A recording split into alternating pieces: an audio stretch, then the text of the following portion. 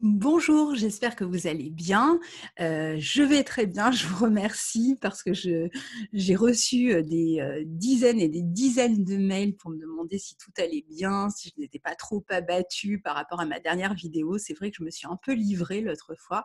Je ne le regrette pas et je vous remercie, de votre soutien et de toute l'énergie que vous m'avez envoyée. C'était vraiment, adorable, vraiment très gentil. Voilà, bon, j'ai dit ce que j'avais à dire, je vais pas en reparler à chaque fois. Donc, avant de commencer cette vidéo de nouvelle lune en Scorpion qui aura lieu le 15 novembre prochain, pour vous répondre, pour vous remercier et puis parce que je trouve que ce que je vais vous lire là correspond bien à cette nouvelle lune en Scorpion, je vais vous lire un passage d'un livre d'une poétesse canadienne, québécoise, que j'adore. Alors peut-être que les gens qui vivent au Québec la connaissent. Il s'agit de Louise Warren. Je ne sais pas si vous voyez bien à l'écran. Bon, vous ne voyez peut-être pas. Donc, c'est un livre qui s'appelle De ce monde. Ce sont des chroniques en prose, de la poésie. Et c'est une poétesse que j'aime vraiment beaucoup, que j'ai la chance de compter parmi mes amis. Et donc, je vais vous lire un tout petit passage et ce sera ma réponse. Et ensuite, on n'en parle plus. Et en plus, je trouve qu'elle s'accorde très bien avec cette nouvelle lune en Scorpion. Alors, je mets mes lunettes parce que je n'y vois absolument rien de près. Alors, elle écrit « Tout cela vibre en moi, j'étreins le monde amoureusement. Aimer fait partie de mon intelligence, de ma communication. L'amour de vivre, un état qui n'éloigne pas la mort, ne la chasse pas, ne la met pas à distance, mais l'accompagne en toute conscience. L'amour de vivre s'empare de la vie, l'exorcise ou l'invite à s'accrocher à nous dans chacune de nos enveloppes.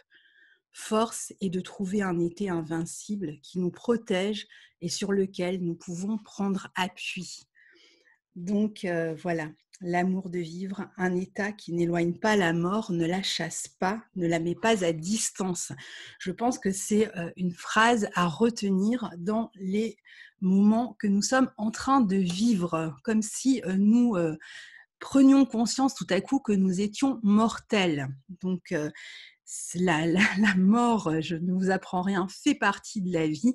Donc, il serait peut-être temps de commencer à vivre et de ne pas s'arrêter de vivre parce qu'on a un virus qui court. Et voilà, on peut avoir un accident, on peut avoir n'importe quoi qui se passe dans nos vies. Ne l'oublions pas et donc, voilà, appuyons-nous sur l'amour. Donc, ceci étant dit, je vais passer donc à cette nouvelle lune en Scorpion. Donc, je vais déjà vous montrer la carte. Alors, que je partager à l'écran. J'ai toujours ce problème-là. Alors, comment je fais d'habitude?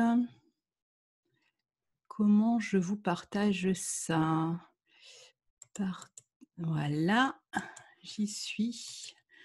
Donc, nouvelle lune en Scorpion qui aura lieu à 6h08 heure de Paris et qui a lieu, vous voyez, sur le, je ne sais plus combien de degrés, je crois que c'est 23 degrés du Scorpion. Donc, comme vous le voyez, c'est une nouvelle lune qui a lieu là à 23 degrés en Scorpion, qui forme un sextile à Jupiter, Pluton en Capricorne et Saturne aussi, puisque très vite le Soleil et la Lune vont avancer, donc vont former ce sextile à Saturne en Capricorne. Un trigone qui se termine à Neptune en Poisson. Et puis, on a comme maître de cette nouvelle lune en Scorpion, eh bien, on a Pluton qui est bien relié à la nouvelle lune, puisque Pluton, c'est la planète qui maîtrise le Scorpion, comme la plupart d'entre vous le savent. Et on a aussi Mars, puisque Mars est quand même le maître du Scorpion, le premier maître du Scorpion, qui se trouve en Bélier, qui a fini sa rétrogradation. C'est déjà une bonne chose, même si on n'en a pas fini avec Mars. Bon, il a déjà terminé sa rétrogradation et qui est pris dans une espèce de carré-T, T-square, comme on dit en astrologie, avec ses planètes en Capricorne et l'opposition à Vénus. Alors là, c'est pareil, c'est finissant, on est sur la fin mais on va bien le sentir pendant la semaine qui précède cette nouvelle lune, donc dans les jours qui viennent là par rapport au moment où je vous parle. Donc voilà pour en gros cette carte, donc je vais passer à l'interprétation directement. Donc ici, on est dans une nouvelle lune en Scorpion sur le 23e degré. Ça veut dire que si vous êtes natif du Scorpion, eh bien vous allez être touché par cette nouvelle lune, notamment si vous avez votre Soleil, ou la Lune ou n'importe quelle planète sur le troisième décan du Scorpion. Mais les signes fixes le seront aussi, le Taureau, le Lion, le Verseau. Donc si vous avez des planètes ou des points dans ces signes autour de 23 degrés, vous serez particulièrement touché par cette nouvelle lune. Et les signes d'eau, le poisson, le cancer, le seront aussi de manière plus simple que peut-être le taureau, le lion et le verseau, puisque pour le taureau, ça va être une nouvelle lune qui sera face à son signe. Pour le lion et les verseaux, ça se passera au carré de leur signe.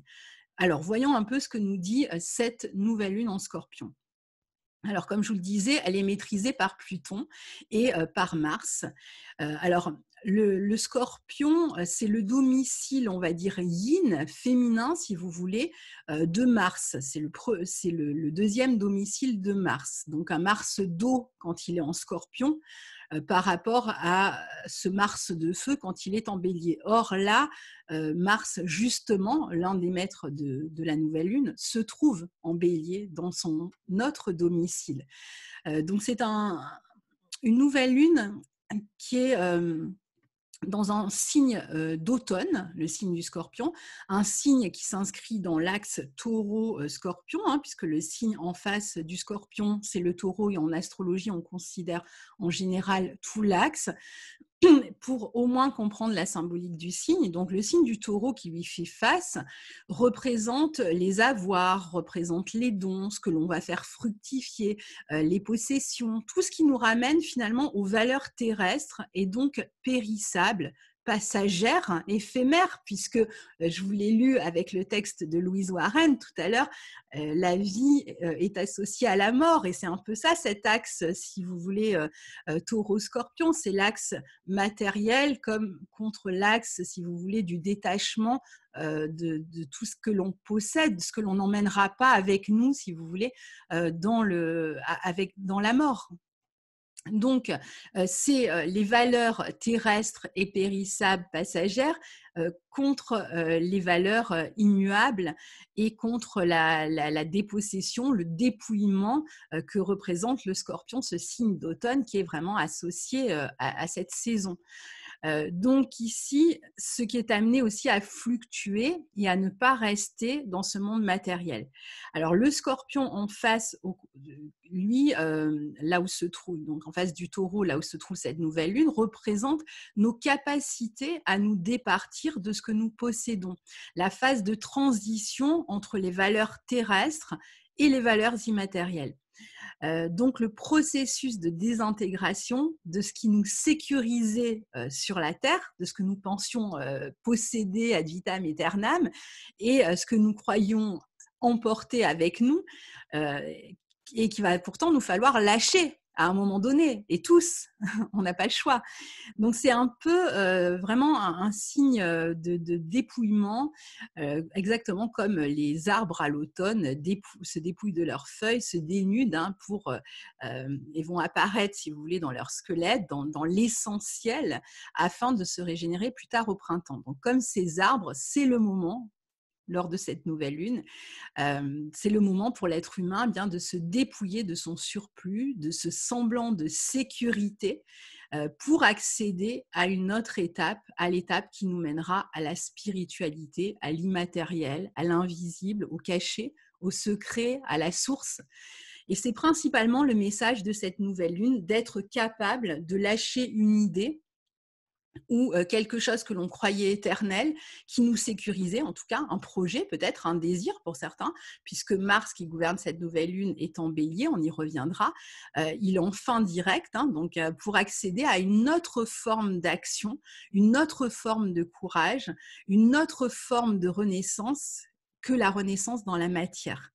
Et il faudra sans doute quelques semaines encore pour pouvoir avancer de manière peut-être moins bridée, parce que Mars, même s'il est redevenu direct ici, alors il faut savoir qu'il va quand même reformer un carré à Pluton en Capricorne, donc il formera un carré à Pluton au cours du mois de décembre, et puis ensuite il va former en janvier encore un carré à Jupiter et à Saturne. Il sera passé en Taureau, Mars à ce moment-là, et Jupiter-Saturne en Verseau.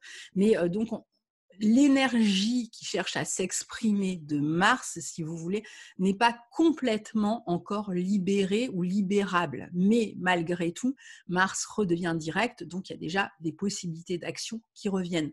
Un pas après l'autre, rappelez-vous, je vous le dis chaque mois, c'est vraiment une année où, et ce sera encore le cas l'année prochaine, où on avance un pas après l'autre.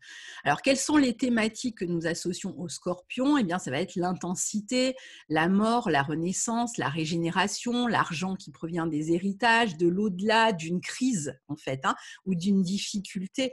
L'argent qui est lié, par exemple, à un événement de crise, l'argent qu'on va recevoir suite à une séparation, l'argent qu'on va recevoir d'un héritage, ben, ça veut dire qu'il y a eu un deuil, une mort aussi, ou qui peut être lié à une tristesse. C'est aussi les dettes, les crédits, que ce soit symboliques ou réels, la jalousie aussi, puisqu'il y a une difficulté parfois à justement à accepter de ne pas posséder, qu'on avait dans le taureau qui cherchait à posséder. Et donc là, il faut lâcher, mais c'est compliqué parfois. Donc le scorpion est souvent en lutte avant d'accepter de lâcher. C'est pas quelque chose, il est capable de le faire, mais c'est pas quelque chose qu'il va faire forcément naturellement. N'oublions pas que Mars, qui le gouverne, est un guerrier, et un guerrier féminin s'il est en scorpion, même si dans le cas de cette nouvelle lune, il est en bélier, donc je vais y revenir.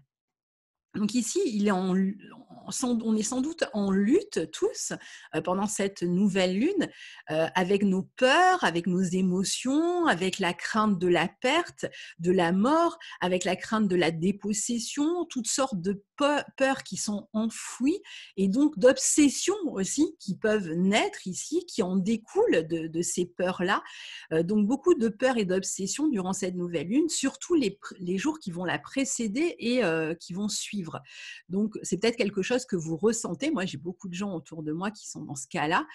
Mais Mars, l'un de ses maîtres, comme je vous disais, donc est en bélier, donc dans son domicile Yang.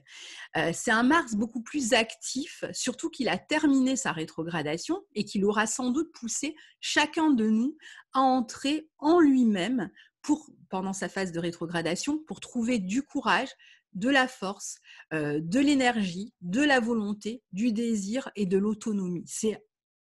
On est en quête de ça en ce moment.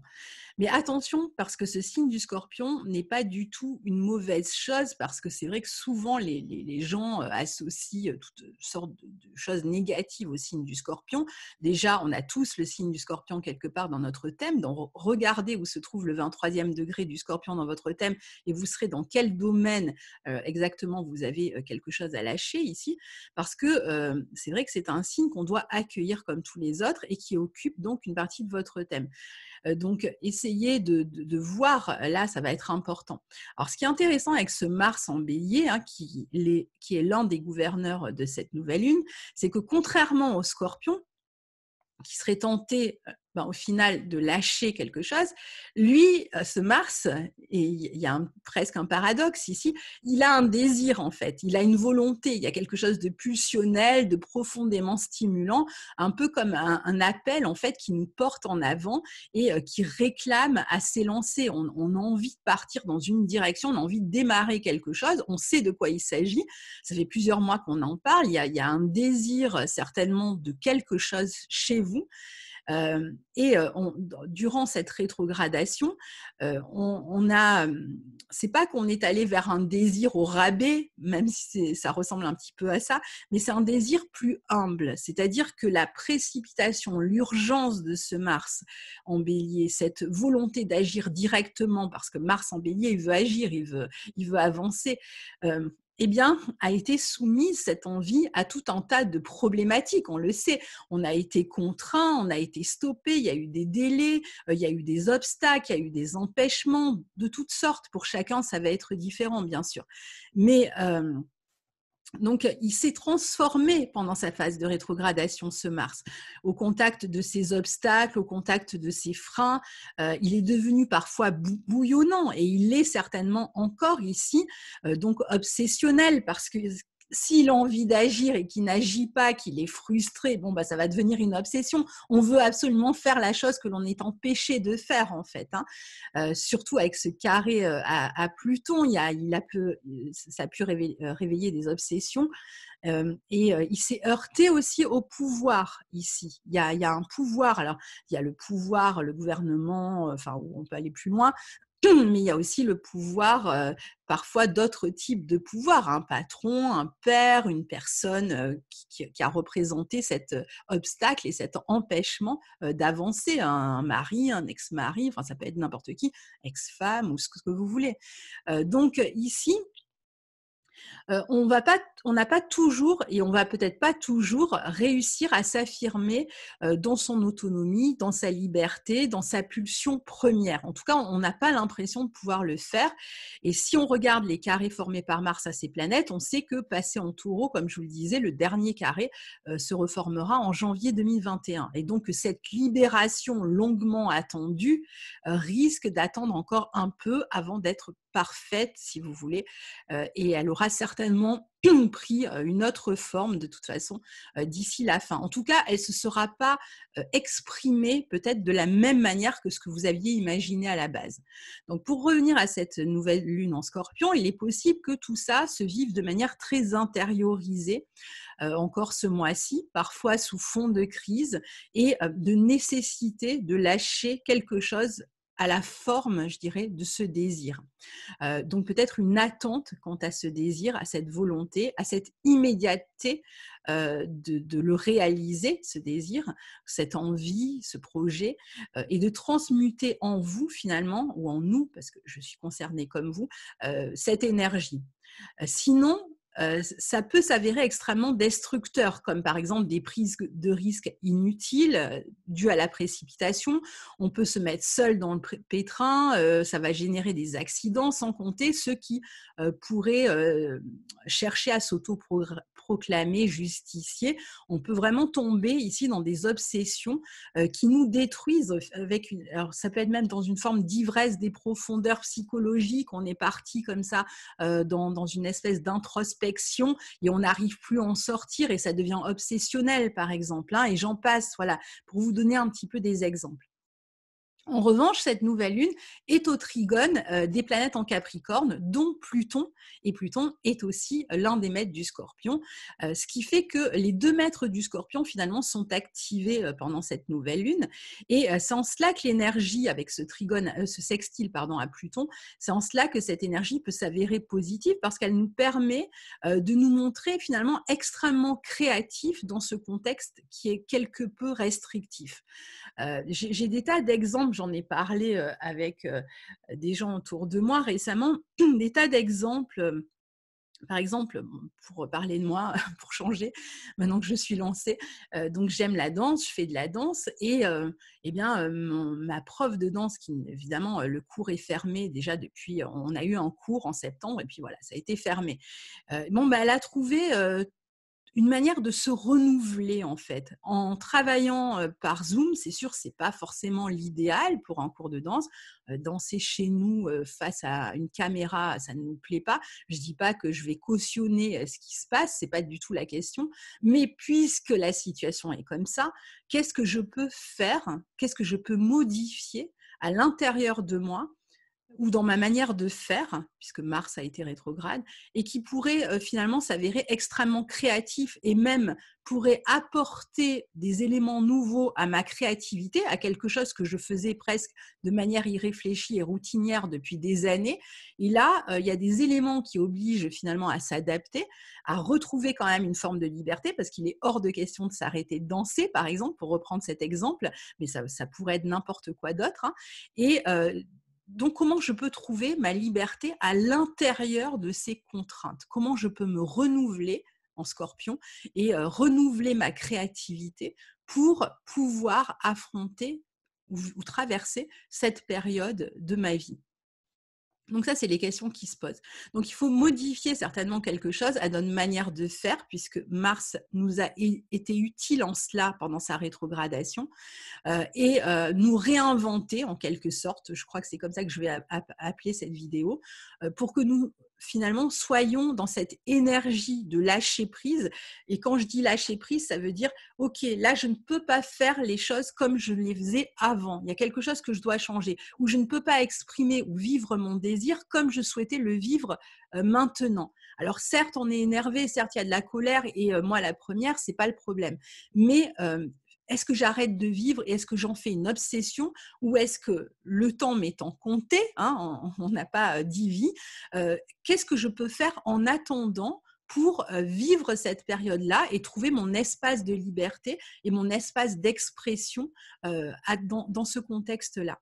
Donc, il s'agit vraiment de se réinventer, mais pour ça, il va falloir lâcher prise avec ce que l'on aimerait absolument qu'il soit, ou par rapport à ce qu'on voulait vraiment qu'il soit. Donc, de ne pas vouloir s'entêter, si vous voulez, dans un désir tel que nous l'avions imaginé à la base, ou tel que nous le pensions, ou tel que nous l'imaginions, pour faire appel justement à ces forces créatrices qui sont extrêmement profondes.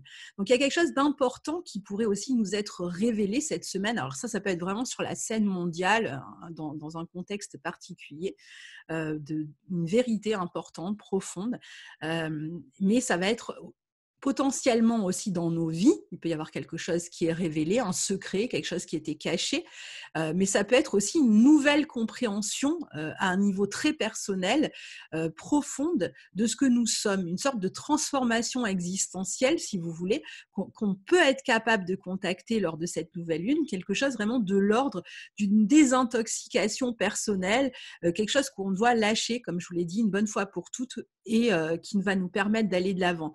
Donc, pour ceux qui lancent des intentions à chaque nouvelle lune, cette nouvelle intention peut tourner vraiment autour de ce nettoyage intérieur et de ce que nous devons transformer profondément une bonne fois pour toutes.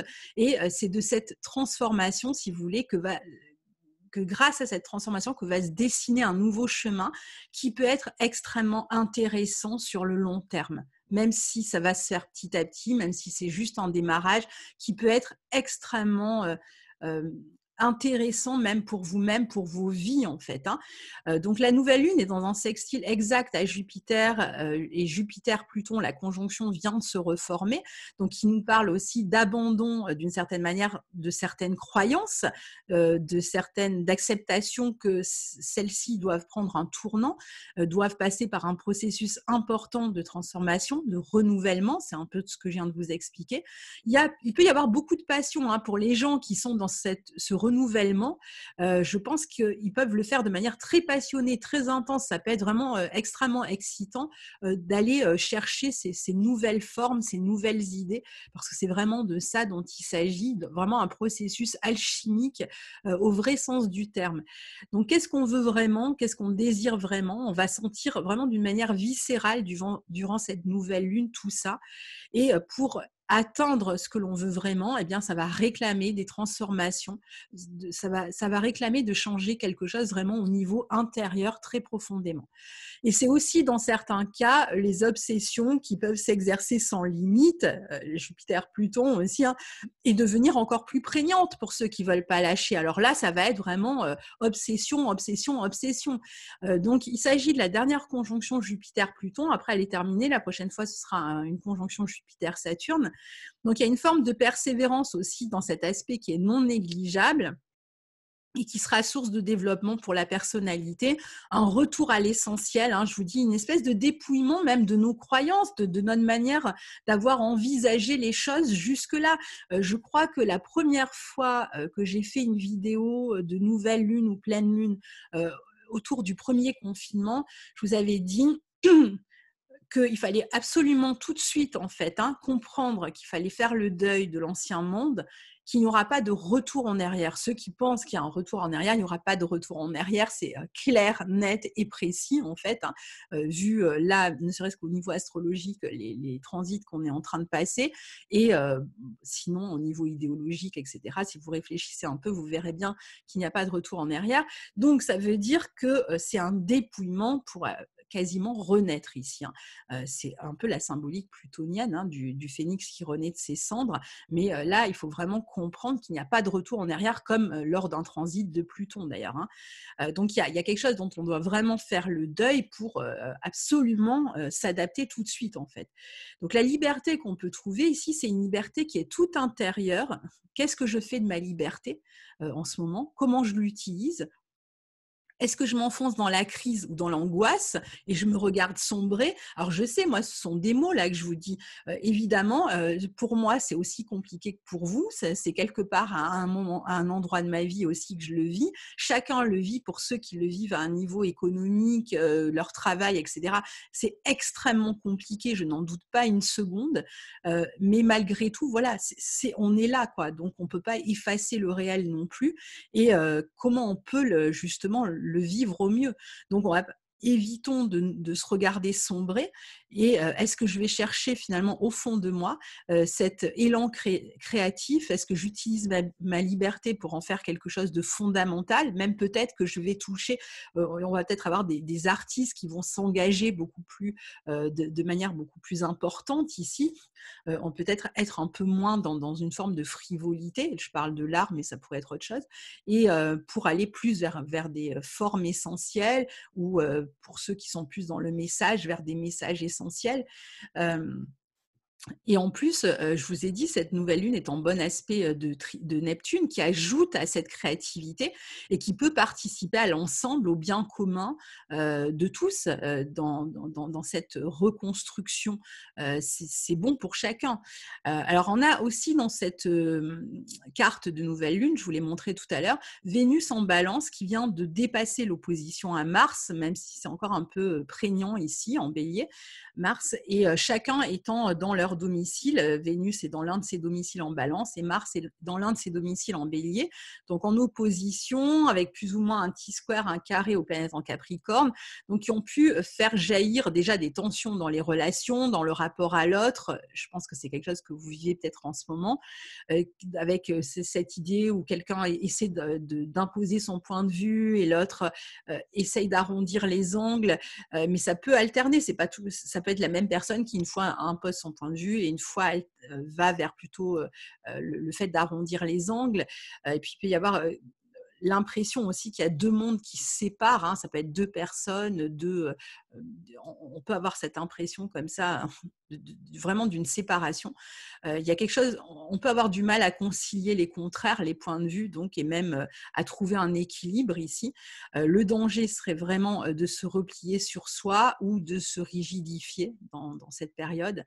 On a parlé avec les énergies du mois.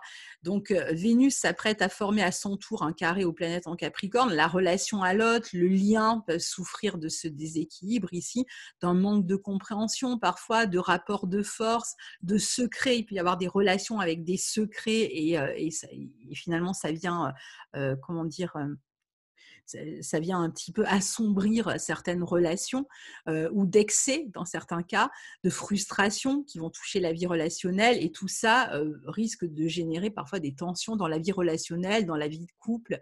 Euh, il peut y avoir une volonté aussi de se faire valoir et peut-être l'impossibilité à s'accorder à ce qu'on cherche à faire valoir.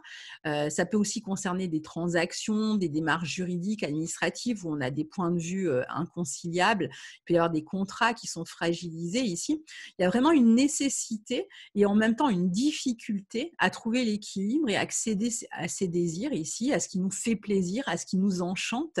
Mais on a le choix aussi de se focaliser, comme je vous le disais, sur cette frustration, ces insatisfactions et d'en faire des obsessions, ou au contraire, on l'a dit, de prendre la responsabilité du lien et de ne pas jouer le poids qui vient assommer l'autre en trouvant intérieurement un équilibre peut-être plus centré, moins dépendant de l'autre et de se responsabiliser dans le lien. C'est aussi ne pas se responsabiliser dans le lien, c'est aussi ne pas déverser sur l'autre ses angoisses, son pessimisme, ses peurs, ses exigences, ses raideurs, se montrer honnête aussi, vrai, ne pas chercher à manipuler l'autre, à dissimuler ou à cacher quelque chose pour garder un contrôle. Sinon, assurément, on peut s'attendre à des ruptures, à des crises, à des tensions, voire parfois à des accidents avec l'opposition Mercure opposé à Uranus, ou en tout cas des grosses tensions dans la vie relationnelle, parce qu'il y a quelque chose de profond et de vrai, une vérité qui a besoin de s'exprimer ici. Donc c'est un peu comme si on devait aussi, avec cet ensemble-là, accepter une part d'insécurité dans la situation, parce que c'est cette part d'insécurité qui nous rend créatifs. On sait très bien que la sécurité, quand on a vraiment tout cloisonné, tout sécurisé, eh bien, qu'est-ce qu'on fait? On répète pour garder cette sécurité, on cherche à la maintenir. C'est toujours dans les moments d'insécurité qu'on va être le plus créatif, puisqu'on n'a pas le choix, en fait. Donc, il y a quelque chose de profondément humain, cette créativité qui est profondément humaine, qui est un atout, en fait, qui va être obligé, à laquelle on va puiser, c'est vraiment notre source, et qui va être obligé de s'exprimer ici, dans ce processus. Donc, on retrouve in fine cette nouvelle lune en Scorpion qui nous encourage à lâcher prise, à accepter cette impermanence du monde qui est cette insécurité, cette impermanence qu'on oublie souvent être notre lot à nous humains, tellement on s'est complètement déconnecté de la mort. Il n'y a qu'à voir comment un virus affole tout le monde, quoi. Alors certes, personne n'a envie de mourir. Certes, si on a un virus et qu'on meurt, bon ben voilà, c'est pas ce qu'on souhaitait, c'est pas ce qu'on souhaite pour les autres. C'est très clair. Il y a pas de problème sur cette question-là. Mais est-ce que ça doit prendre ses proportions? Est-ce qu'on arrête de conduire parce qu'il y a tant d'accidents de la route chaque année? Est-ce qu'on arrête de prendre nos voitures parce qu'on a les chiffres des accidents de la route? Non. Donc voilà. Donc la nouvelle lune correspond ici à un nouveau cycle, à un moment de possible nouveau regard, une nouvelle manière d'évoluer dans un domaine ou dans un autre, selon la maison dans laquelle tombe cette nouvelle lune. Et il est fort à parier que vous pourriez vous montrer beaucoup plus créatif dans ce domaine si vous acceptez de transformer vos obsessions, vos peurs, vos insécurités, vos désirs ardents en quelque chose de plus constructif et de peut-être moins immédiat qu'une simple satisfaction. Il y a peut-être une action plus importante à mener dans l'immédiat et donc évitons d'être en réaction. Une action peut-être plus importante à mener pour vous et qui peut s'ancrer profondément par la suite, mais ça réclame de changer son regard, ses croyances, ça réclame d'accéder à l'inconnu, et donc, encore une fois, l'inconnu est lié à l'insécurité, puisque c'est absolument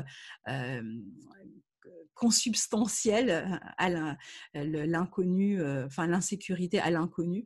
Donc, évidemment, ça signifie que vous n'allez peut-être pas satisfaire un désir immédiat, peut-être pas quelque chose à quoi vous pensiez particulièrement en ce moment et qui vous semblait peut-être le plus important, mais ça ne signifie pas que vous ne pouvez rien réaliser. Et même vis-à-vis de ce désir en question, on peut commencer à réaliser, mais il y a peut-être la nécessité de faire des petits pas, d'y aller. Il y a peut-être quelque chose à faire avant d'accéder à ce désir.